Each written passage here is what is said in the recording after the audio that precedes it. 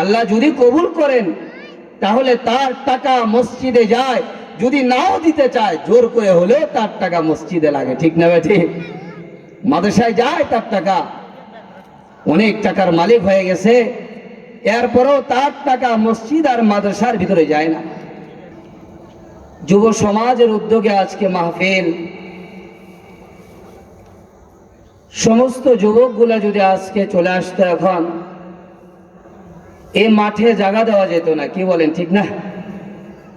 প্রত্যেকটা ঘরের ভিতরে মানুষ সবাই কাটাইতেছে, কিন্তু এলাকার ভিতরে আজকে জান্নাতি বাগান তৈরি হয়েছে। মসজিদ কমিটি এবং যুব সমাজ যেই উদ্যোগ নিয়েছে, এটা গ্রামের জন্য অনেক বড় সৌভাগ্যবান। এটা যে এলাকার যুবকরা সব পারে। কি বলেন? ঠিক না? এলাকার যুবকরা পারতো আজকে গানের একটা মজমা তৈরি করতে, পারতো না ভাই? আজকে করে নাই তারা। তারা মসজিদের কমিটির সঙ্গে একত্র ঘোষণা কইরা তারাও যুবকরা এইটার সঙ্গে জড়িত হয়ে আজকে একটি দ্বীনি মজমার ইন্তজাম তৈরি করছে। এই জন্য যুবকদেরকে ধন্যবাদ। এই জন্য আমার আহ্বান থাকবে ইনশাআল্লাহ, মাইকের আওয়াজ যতটুকু যাচ্ছে, যারা যে হালতে আছে ভাই, আজকে জান্নাতি এক পরিবেশ কায়েম হয়েছে। ঘোরাফেরা না কইরা সবাই ইনশাআল্লাহ মজমার ভিতরে চলে আসি।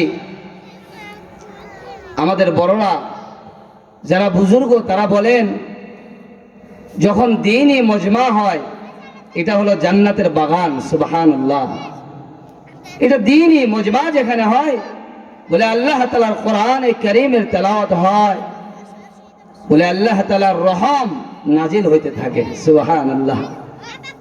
তো আমাদের বড়রা বলতেন, আশরাফ আলী থানভী রহমতুল্লাহ আলাইহি মালফুজাত, এটা যে হযরত আশরাফ আলী থানভী রহমতুল্লাহ বলেন যে দ্বীনের কাজে সবাই আসতে পারে না, দ্বীনের কাজে সবাই আসতে পারে না।